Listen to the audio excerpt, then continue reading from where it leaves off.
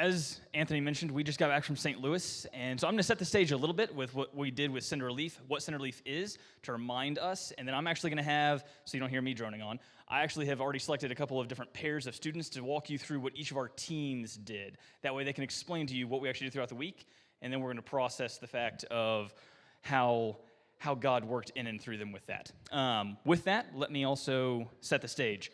How many of us are willing to say you're pretty nervous with actually processing this in front of the entire church all at the same time? All right, so bear with, all right? This is good for us to do. During Anthony praying, I am praying for the fact that we are not nervous, but we get to just share the fact of what God did through us, what we had an opportunity to see, and what we had an opportunity to learn, okay? That's all we're sharing, okay? So, with that, Cinderleaf is a Cinderleaf Center in St. Louis that is through NAM and the North American Mission Board and the International Mission Board has oversight over the SEND network. There are different SEND cities throughout the United States. We actually got to see a map at one point during our time there of all the different locations that are here in North America. But with that, their focus is they have 5 different focus areas. The one that we were going to is trying to strengthen communities.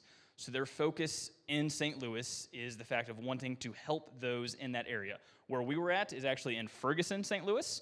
And then for some of our team, Team B, we were actually over in Florissant, St. Louis, at a hub there that was dealing with the recent tornado. Not the one that happened like right before we left, but actually the one 3 weeks prior to that was really big and really bad. So that is what we were doing. We were in Ferguson and Florissant working there. And I've got a couple of different teams here. So we were broken up, despite there was 14 of us, by the way. John Jelm cannot be with us tonight. He's dealing with a family emergency, but he's with us in spirit. So I'm going to give the microphone over to Katie and Luke real fast, and they're going to explain what Team B did on the inside at the hub over in Florissant, what we were doing, because we actually split our team in half slightly, and then we also split it. Team B was split in half again. Some of us were outside, some of us were inside. So, Katie and Luke, if you guys can explain for us what we did for Team B on the inside throughout the week.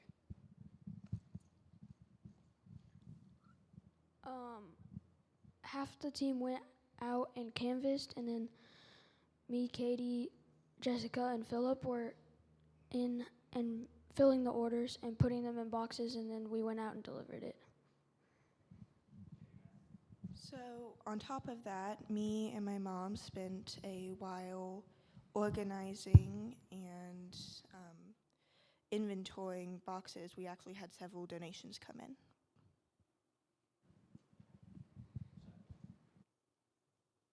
Yes, and if you saw on the screen before, the giant room of just sort of boxes and everything, our inside team very much organized all of that.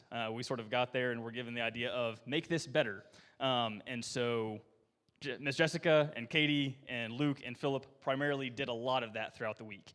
So for Team B on the outside, if Luke and JD can tell us, I know JD is really chomping at the bit to tell us about what we did outside. For the first 2 days, we spent our time outside the back part of the hub on the outside. Hello? Yep, okay. Was full of a lot of weeds, so on the mulch and stuff like that. So we spent our time pulling them all out, cleaning up foliage along the fence and shrubbery. And yeah, it was hard work, but it was nice serving the hub in that way. So we were very tired after that, but yeah, that's part of what we did outside. So my name is Luke Lindbauer. This is my second year going to church here, and this is my first time going to a mission trip. So I was a little nervous of what's going to come out, but after what JP told me what it was about, I felt like it was something I would enjoy. So yes, me, JP, and JD, we went back and pulled out some weeds, and it took 2 days to get all 4 beds of weeds pulled out. So it was a little miserable for us because if you ever pulled weeds for hours, it gets boring quickly, and you feel like you're just not making a lot of progress done. But after we got it done for 2 days, I think we did a really good job, and the people at Sin Relief thought we did an excellent job, and I almost got a blister. My hands almost got blisters, and I was wearing gloves at the same time. So you can imagine how many weeds that is.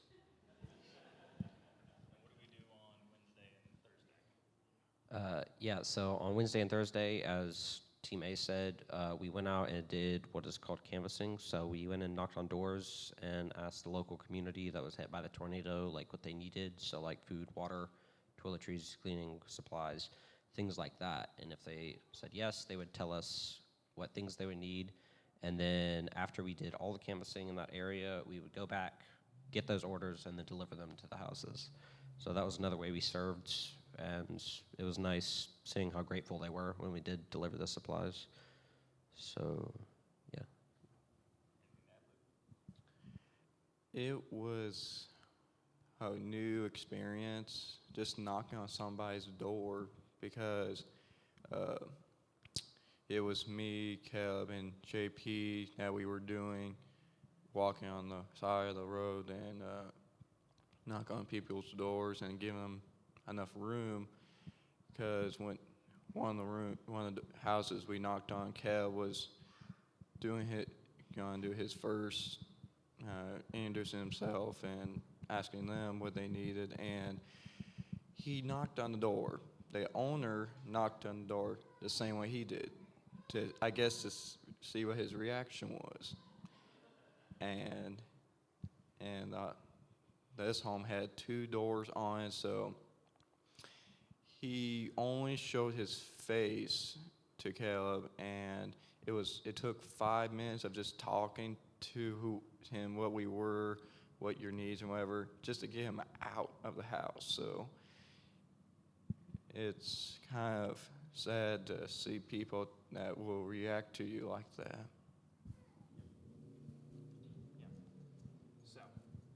We did a lot of canvassing. We delivered about 40 or 50 packages to different homes. And then for Team B, and then for Team A, they were actually still in Ferguson for the whole week. So they stayed, our 5 members of Team A was Mr. John, Trinity, Titus, Andrew, and Miss Julie. And I'm going to let Trinity and Titus tell you about what they did at Team A for the drop-in center there. Yeah, so basically for the drop-in center, so we provided showers and laundry for the homeless and had some conversations with them about the gospel. That's basically what we did, but. Yeah, we had like a space set aside where people can come in and just like have a friendly conversation with someone and like have a meal and play games, whether it's video games or card games. And basically my job was to sign people in for laundry and showers and just make sure that they had everything that they need for that, because they normally cannot, like they don't have those things available to them. So it was nice to do that for those people.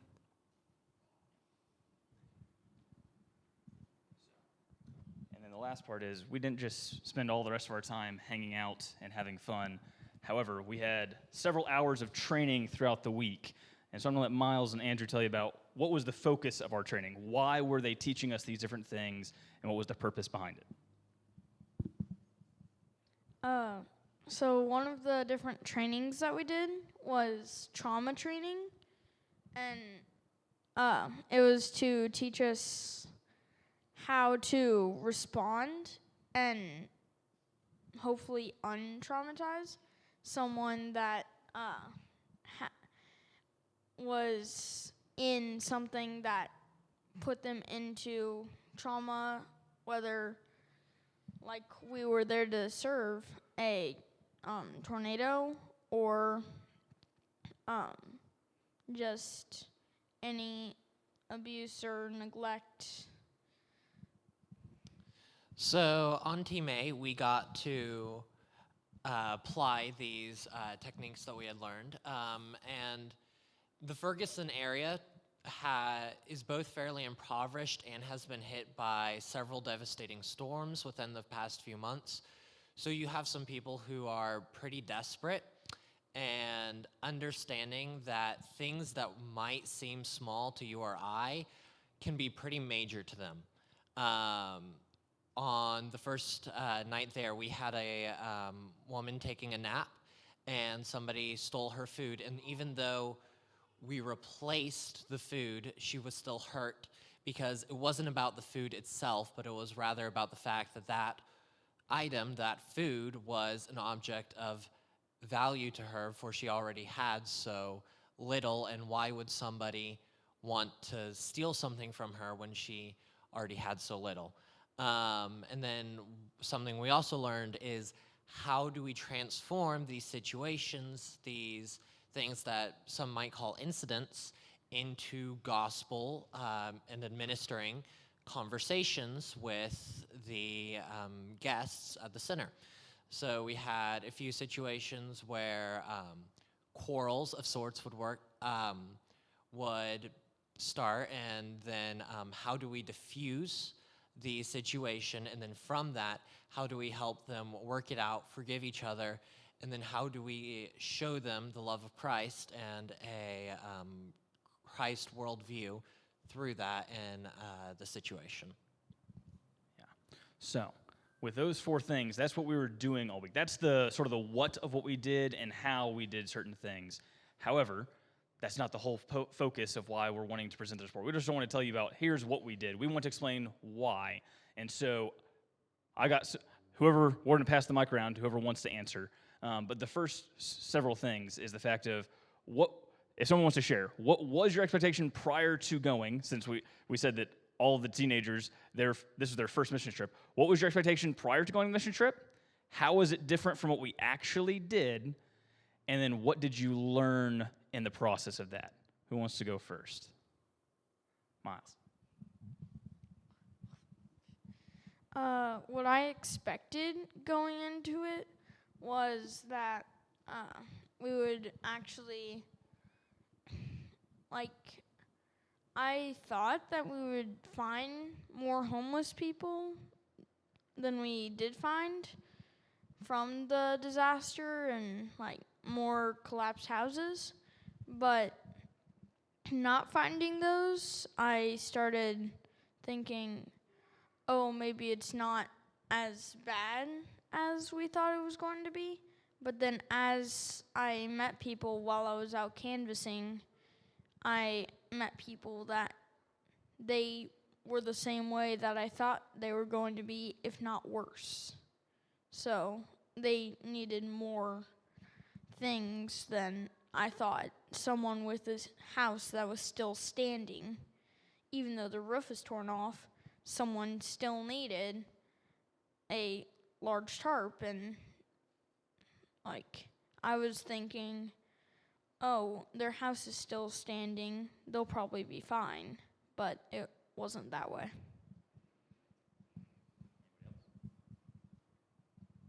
I already have a mic. So one thing that changed a lot in the weeks leading up to the trip, and then even some during the trip, was our scheduling and our planning. So we were initially going to swap back and forth across what teams were doing each day. But we ended up with Team A just working at the drop-in center, and Team B just working in the warehouses and canvassing. So what that did, that I really enjoyed, is it turned these interactions you had with people from a consumer and a provider relationship to one where you are getting to learn and know the person. Got to know several individuals over my time there. I mean, we have a picture of me being whooped at speed by Daryl. But getting to know these people, have gospel conversations, getting to learn who they are and what their physical needs are and what their spiritual needs are. And I think that was pretty awesome. So I definitely enjoyed getting to work in the drop-in center for a week and build these relationships with the individuals that both worked there and were visiting. So for me, I do enjoy serving other people. Like, I just enjoy doing it in general. But like, doing it here for like a more important purpose rather than cleaning my room for my brothers or like doing the dishes, it's like I'm literally doing yard work for this hub so it looks nicer so that people will come in and ask for help. And I'm giving people the things they need in order to keep on going despite the damage done to their houses. So it's just like very good to build connections and hear stories from the homeless people and to have gospel conversations with them. That was really, really great.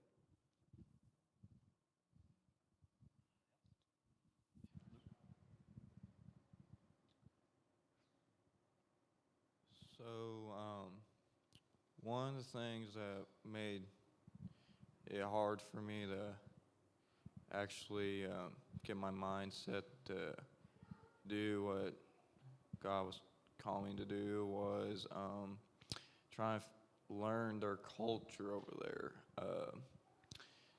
Knocking on doors, that was something new.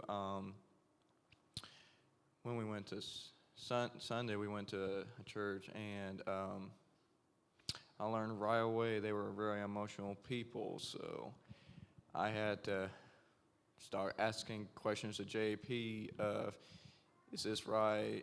Is this okay? And am I supposed to help these people figure out if this is right or wrong, or what they're doing is just fine, and I'm just worrying about it because I'm not used to it. So that was really hard for me to get through, but I got through.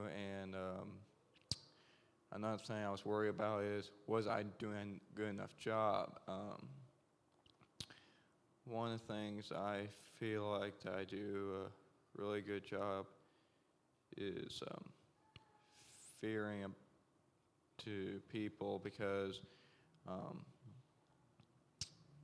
Bible says to fear God, not as a king, but to serve him.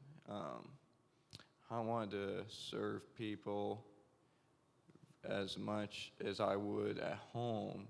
So I was always worried about, did I pull enough weeds? Did we pack enough bags? Did we move stuff quickly? Did we do these things right? And it turns out that we were working so well and so fast that we still have a few hours. One day we were done and they didn't have anything else for us to do, and there was like at least 2 hours left.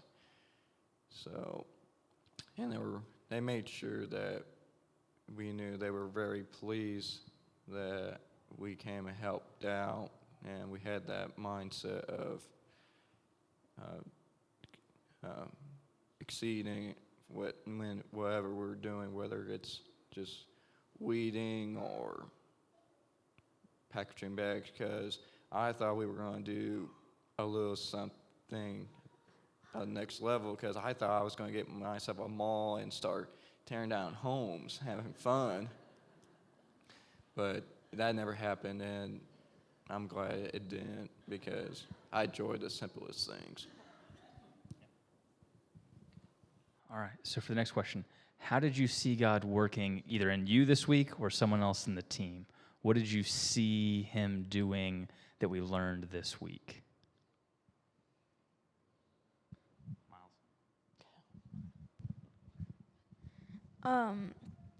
I just enjoyed seeing just the faces of all the people that we went to see whenever we went canvassing.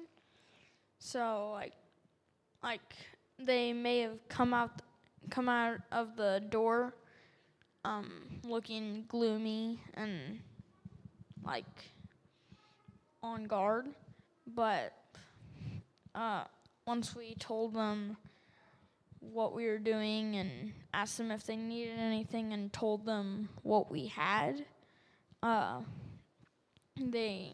it felt good to see them smile and like I was able to see what one small act of kindness can do to an entire community affected by a natural disaster. For me, it was getting out of my comfort zone. One of the things that I struggle the most is speaking and listening.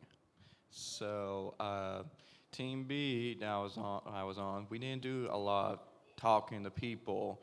The only time I really talked to anybody was when we went out to homes and delivered. And I never did knock on a door and ask them what their needs were, but I remember one house I did ask them if you need this or that, because the whole purpose of this send relief and asking them for their phone number is so they call them once a week asking them what your need is, because it's not always going to be food. It's going to be something different, for example, a tarp or something around the house. So I asked this lady if she needed this or that, because some of the donations we had wasn't being used. So I asked her if she needed either one of these things, and she nodded her head. Well, yes, I would like that. So it was help getting me to talk to people that I don't really know more. On the first day we went canvassing, I was scared to death to talk to other people, and I told myself I'm defeating the purpose of showing up to this mission, because we have to communicate with other people, we have to ask their needs.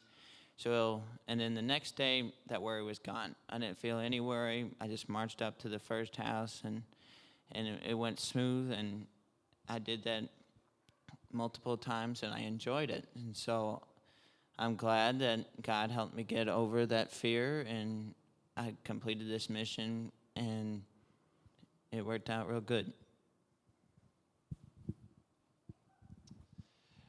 Recognizing that on Team A, we're going to put in a lot of work, and we're not going to see a lot of fruit immediately.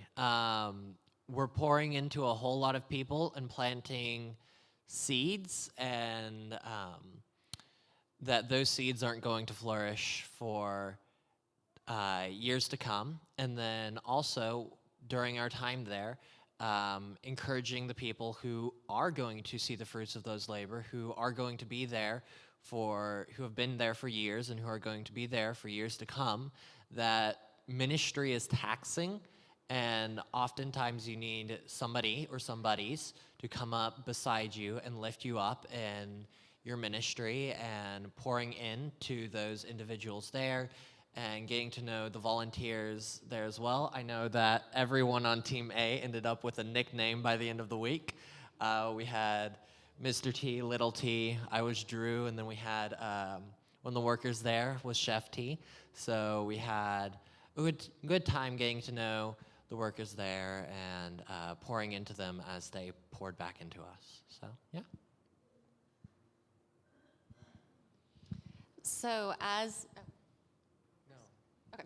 as we headed out and I was talking to the students, one thing several expressed is they were nervous because they said things like, I'm not just representing my family, I am representing all of Immanuel Baptist Church, and I'm representing the Lord. They were well aware of that.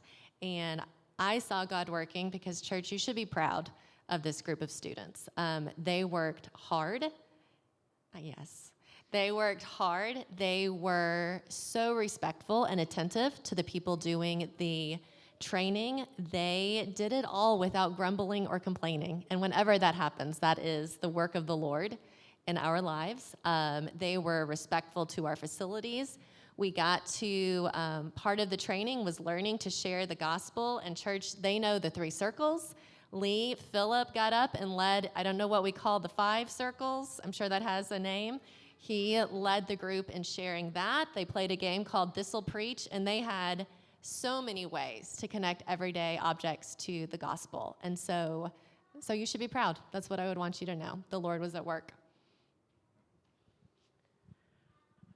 one of the earlier questions was, what did you expect for this week and how was it different? So I was very excited from months ago when we were first talking about the mission trip. I was excited to get to go to the Missouri Baptist Children's Home because as growing up, I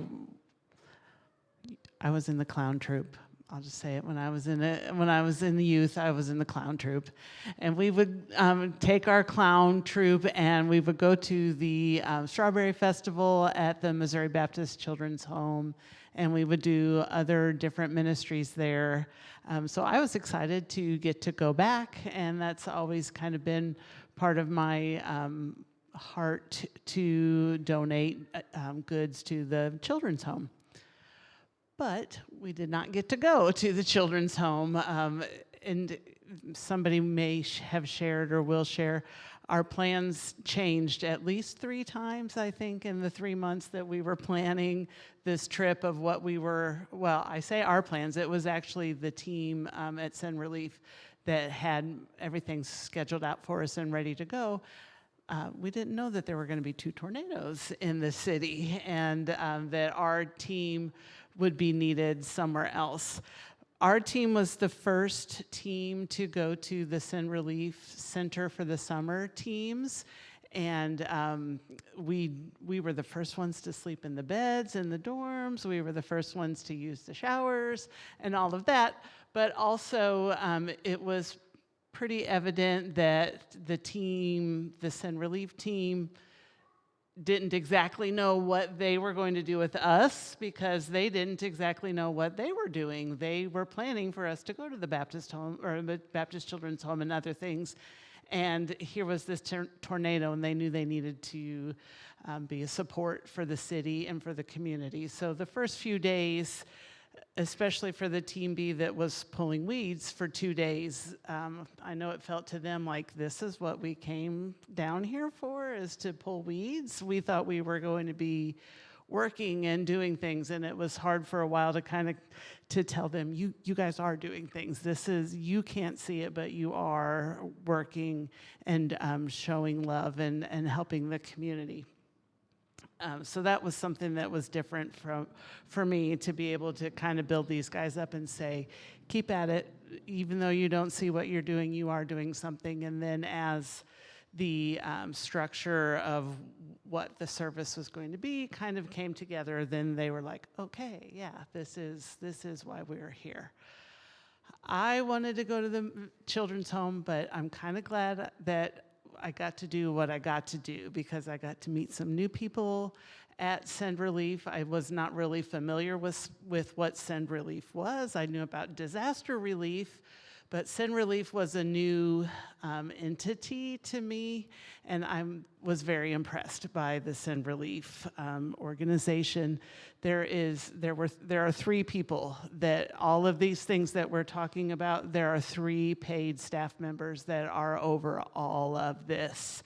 So they just look for needs. While we were there, the Red Cross called and said, hey, we need laundry facilities. And the site director was like, we've got laundry facilities. We'll work that out. We'll come and get it. And that later on that day, we were doing laundry in the laundry trailer out behind the building. I forgot what else I was going to say. Oh, training. I was going to talk about training. Some of the guys talked about the training that we did. Every morning we had training, which was something new to me from a mission trip standpoint. I hadn't done that before. We had 2 hours of training every morning, and it was not even just, this is what you're going to do today. You're going to put a bottle of soap in here. You're going to put a washcloth in here. Miss Jessica figured all of that out on the fly in the supply hub. The training that we went through was, this is how to meet needs in your community. And every training morning at the end, they said, now how are you going to take this home? What are you going to do at home? This is what you're doing here for us. We love it. We appreciate it. But what are you going to do when you get back home? So that was what was important to me, is how are we going to take what we learned and do it here at home? So get ready, Immanuel, because we're going to do some stuff. That was too long. Too many words.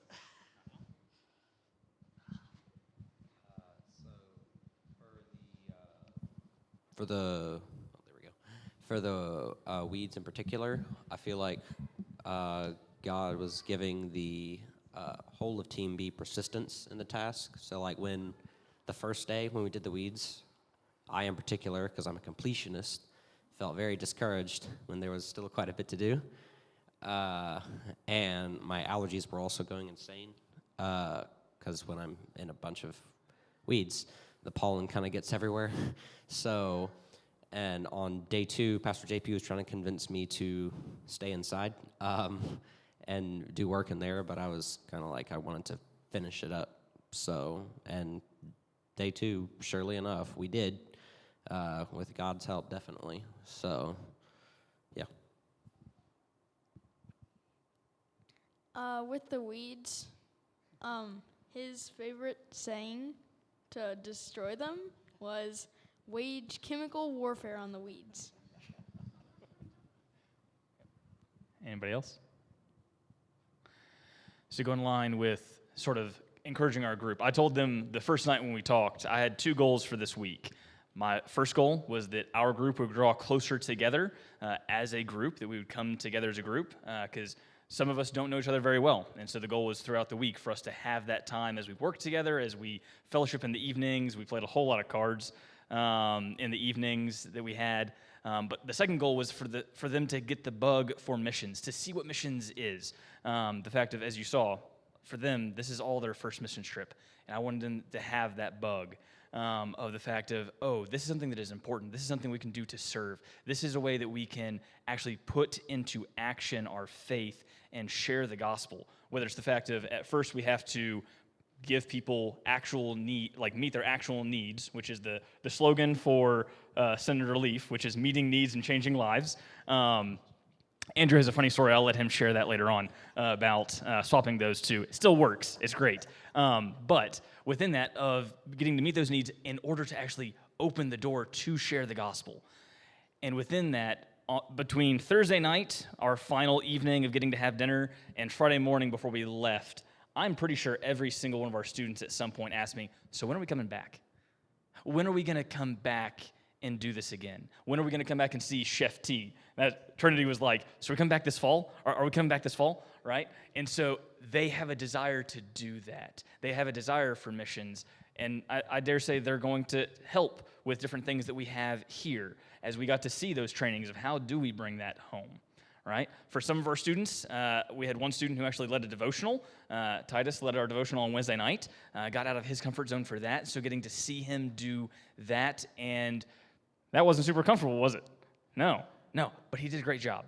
We had a student who at the beginning of the week, I'm not going to point everybody out on this, but we had a student who at the beginning of the week was afraid to actually lead in prayer and didn't want to, but by the end of the week, he was actually offering to lead in prayer for our different meal times, and he was actually desiring to do that.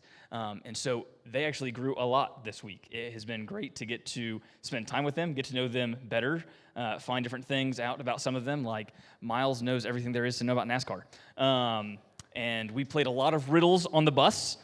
We've stretched minds in more ways than one this week. But it was great to see those two things of this group coming together. As Ms. Jessica said, they did not complain. We had students who were pushing through the difficulty of having headaches and whatnot from being out in the sun for so long, because we were out there for 8 straight hours on Tuesday pulling weeds. We even took lunch. We took lunch inside that day, but we had some students who were pushing through headaches and still pulling weeds and working hard. And despite the fact of, as has been mentioned several times, the schedule is all over the place. We had things, it changed prior to us getting on the ground several times, and then honestly for Team B, every single evening we'd ask, so what are we doing tomorrow? And the answer was, we'll let you know in the morning. Which is not to say the fact of they weren't prepared. It is the fact of, as Julie said, it is a team of 3 paid individuals and then 1 intern that they have for the summer. And they were trying to lead a drop-in center, which is what they normally do. They were trying to lead 2 different hubs of gathering supplies, organizing volunteers, and going and canvassing and delivering those, as well as partway through the week, joining with the Red Cross of meeting that need for laundry.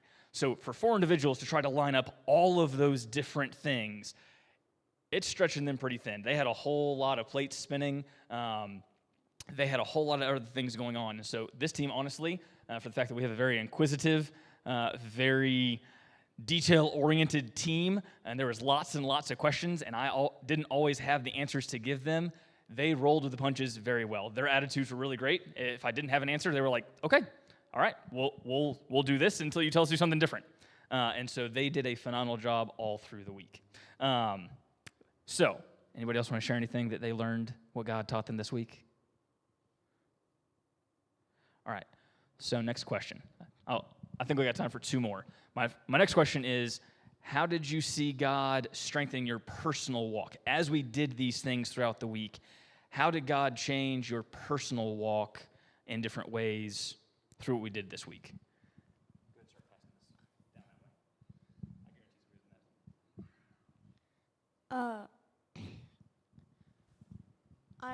One way that I saw God change my personal walk with Him this week was that,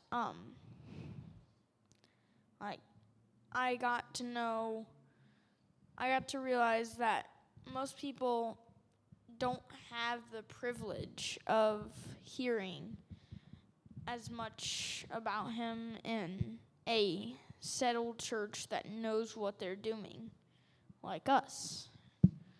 But instead, they actually have if they even have a church to go to, it's like a brand new one, doesn't have very many people, and they don't really have any clue what they're doing. So that second one sounds kind of like my 4-H club. So, But, yep. Here, John. so for me, I kind of learned from my devotion. I mean, I did okay, but I forgot the opening prayer, the closing prayer, and reading the main passage, the most important part, basically. But it helped me to learn that even though you're missing some things, it's like it was still accurate to the Bible, and that people make mistakes sometimes, and yeah. I'm in a pretty unique situation in the fact that I live on a college campus, and all of my friend groups are either already attending a church here in Hannibal or are here at this church.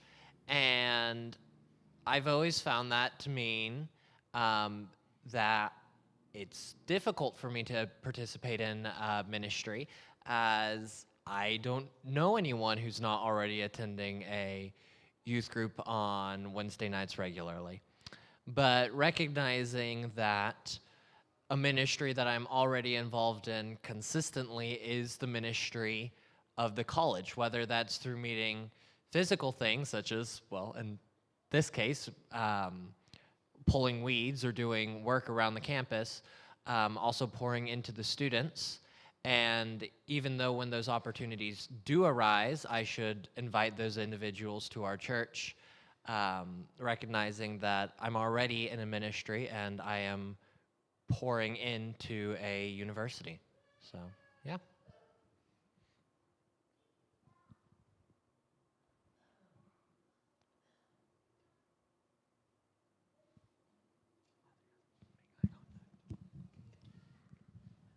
Did anybody have anything to say on the fact of this week?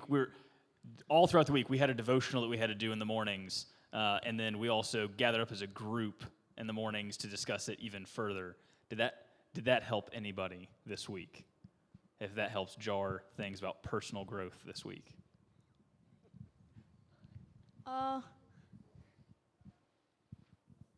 Physically, I think it slowed my growth because I didn't get as much sleep as I wanted. But spiritually, I think it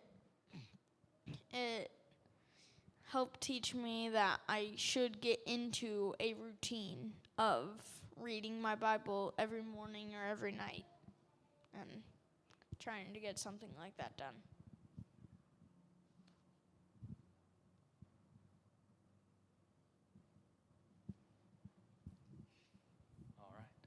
All right. Well, then my last question, I think, because we're getting close on time. What encouraged you this week about going and doing missions for the first time, or for the adults going on another missions trip? And how would you encourage others? Basically, if you were to give a sales pitch of, here is why what we did this week was important, and here's why everyone who's in church should do this if they have the opportunity. And let's make the opportunity, right? How would you convince everyone else that this is something important for us to do?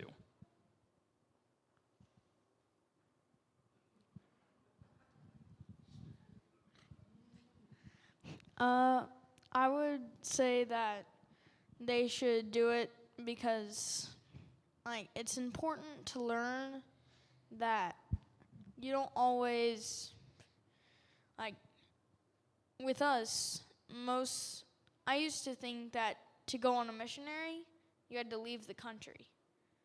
Or, like even leave the continent. So, just being able to do something in even my own state is, like, it helps encourage me more that, like, I can still do stuff in my community even though I'm not flying all the way around the world to China or Germany or something. Although Germany would be really cool. So a lot of us don't think about the homeless that much, but they really do matter. Just that really, yeah, like I just encourage you guys to go on a trip like this because they just really matter a lot, and helping them is just really cool. I got the most out of working with the staff members that were there at Send Relief. So I did spend a little bit of time with the guests at the drop-in center. The majority of my first 2 days was at the registration desk, excuse me, which means I only checked people in and then they went downstairs and I just stayed up at the front to make sure any new people were checking in. So I didn't really get to interact with the guests too much, but I did connect with the staff members. And as Andrew said, we were there to support them also. So I think it's important for us to see other people that are doing the Lord's work and just, hey, how can I help you? What do you need? What kind of support do you need? Chef T is supposed to be sending me an Amazon wish list. She hasn't done it yet, but I will keep hounding her on that. I would like for us to just somehow support something from that Amazon list. That's just a wish from my heart. I didn't even know I was going to say that, but there it is. I put it out there. But just, and also the reports from the hub and the donation center, there are things that you can, oh gosh, the Lord's preaching now. There are just things that you can clearly see was like, oh, this has been in our cabinet for 3 months since I bought it. Nobody's going to eat it. They need food donated. We'll just give them this. Or here's a half-used box of something. I know somebody could use it, and just give them that. But really be intentional about what you are donating. Like, what are really the needs, and how can we really meet the true needs and not just, well, it'll make me feel better to give this, was it beets or something?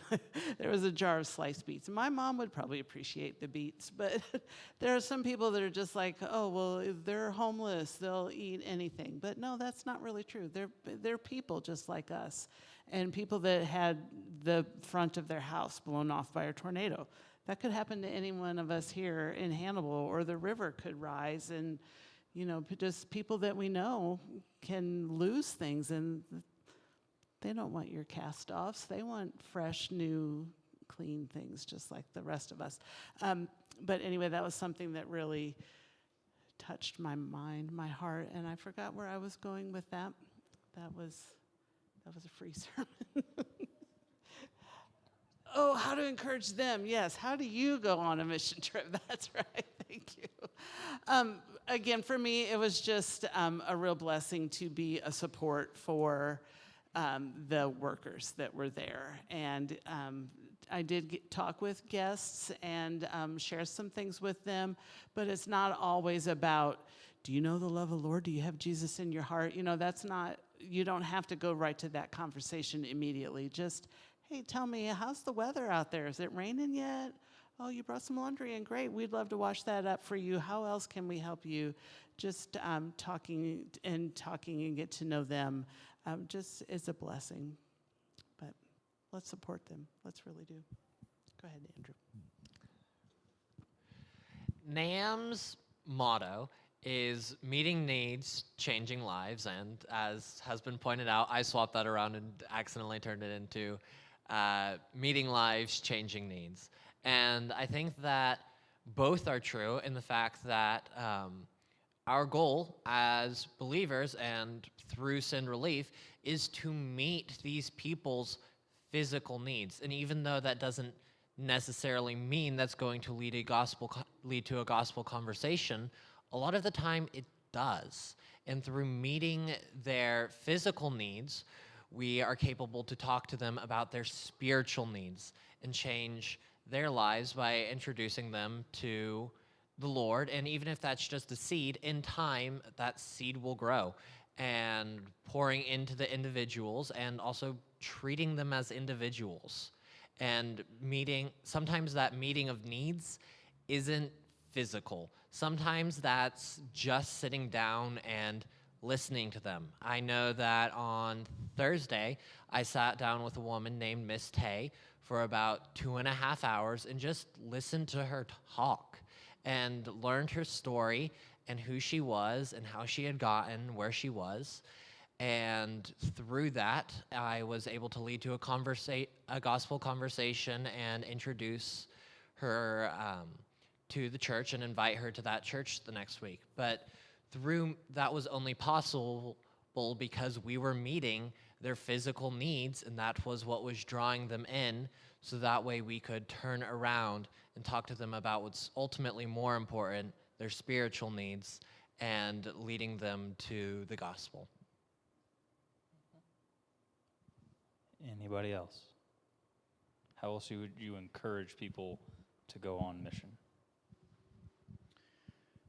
So I'm gonna give you a short story about how I got to this mission trip. So my mom asked me if I want to go to this mission trip, and one of the things I had on my calendar was I had this planned out to where I was going to do this endurance race with some friends, and I was like, sure, I can squeeze this mission trip in. It ended up where the race was going to get over at 1, and we were going to leave at 1. So I was like, Mom, don't tell JP that I'm just going to drop out, because the last time I ran this race, I did not leave the couch for 2 days. I was sore. My legs were so very bad. So my mom made the call, and the conversation lasted for an hour, and I realized that when my mom told me what JP said, that God was calling me to go to this mission trip. And so I went, and surprisingly, I recovered quicker than I expected, and I would have regretted that choice of staying at home. So I encourage you to send other children over there, because it's a place that they can learn and get closer to God and help people just like us. And I would also encourage for the church to donate to this sin relief, because not only does St. Relief want to help strengthen the community, but also help people get back on their feet by staying in their place and have shelter for not just for a week, but maybe a month, a little bit over a month, learning how to do jobs. One of the things they talked about was how to learn to be a barber. So that way they can be released and not be babysit for the rest of their lives. They can live their Christian life, having a job, and enjoying themselves. So I encourage for you all to do that. Any last takers? So I had so much fun on this mission trip, and a lot more than I thought I would. And I was really surprised at a lot of things I saw. And in St. Louis, people care for each other, just like we care for each other out here.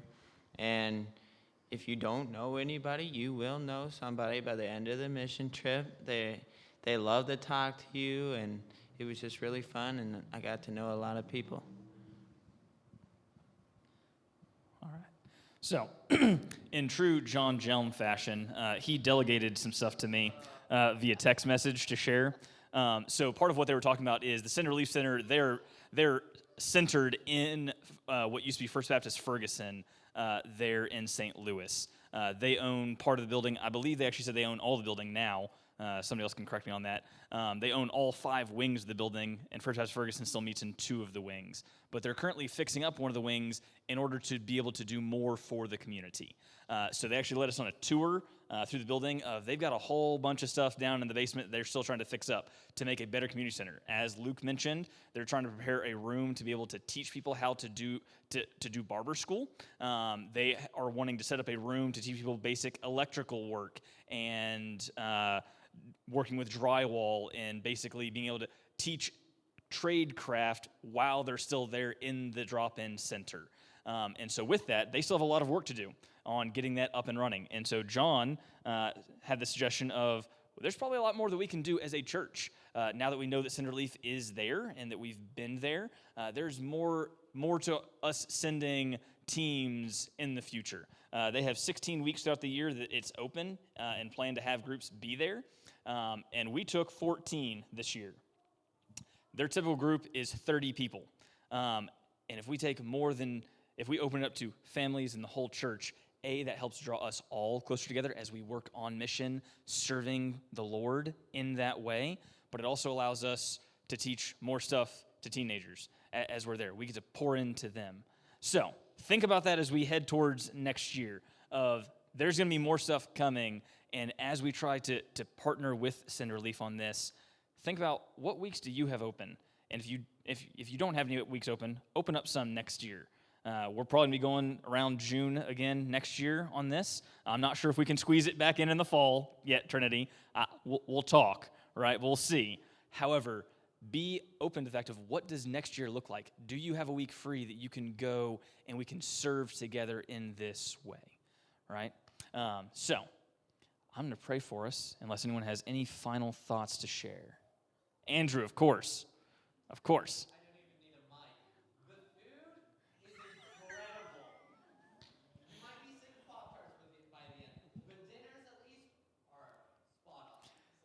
Yes, they fed us very well. Pretty sure all through the week, Andrew was talking about gaining 10 to 15 pounds from this trip. Yeah, so within that, the Chef T, who you've heard about, she actually used to run her own food business. I think she still does, catering. And so she actually is the chef there. It's an all-inclusive part of that. They provide the meals. That's part of what we pay for is in order to go. So you'll be there with good food. If you go with our trips, you'll be with good fellowship, and we'll be doing good things for the Lord. So let me pray for us, and then we can go have some ice cream. If you have more questions, once we get into the gym, the team is going to go first. That way they can be sitting at tables, and then you can sit and ask them direct questions about what it is they did this week and other things, okay? All right, let me pray for us. God, I thank you for this team. Lord, it was a pleasure getting to serve you in St. Louis with them. Every single one of them was integral to what we did there. It was so fun to get to draw together as we played games in the evening, and then using that camaraderie, we worked even better together in the afternoons and in the mornings. Lord, as has been mentioned, it was great to see the fact that there really wasn't grumbling and complaining. And so, Lord, I thank you for these teenagers' desire to serve these adults who gave up a week with their families and of their summer in order to be able to go and to serve you in St. Louis. I pray that this fire that we caught would not just die out now that we're back home, but that we would be able to light the flames of others of showing how important missions is, and as simple as something that is 2 hours away, or as our missions team has been talking us through, maybe something that's just across the street. How can we take what we learned there? How can these teenagers share what we've learned this week? And how do we apply it to where we are here in Hannibal? And how do we use it? Lord, I pray that as we go and we talk, that our conversations be edifying, that you would help any nervousness these teenagers have about sharing different things, that they would be able to answer questions and recall the different things that they did, and to point people to what you did in and through them this last week. It was amazing to see and wonderful to witness. And so, Lord, I pray that as we go and ask questions and talk and have ice cream, that we continue to talk about what it is you've done in and through these teenagers and what you're going to continue to do in and through them and through this church. Pray all these things in your name, for your glory. Amen.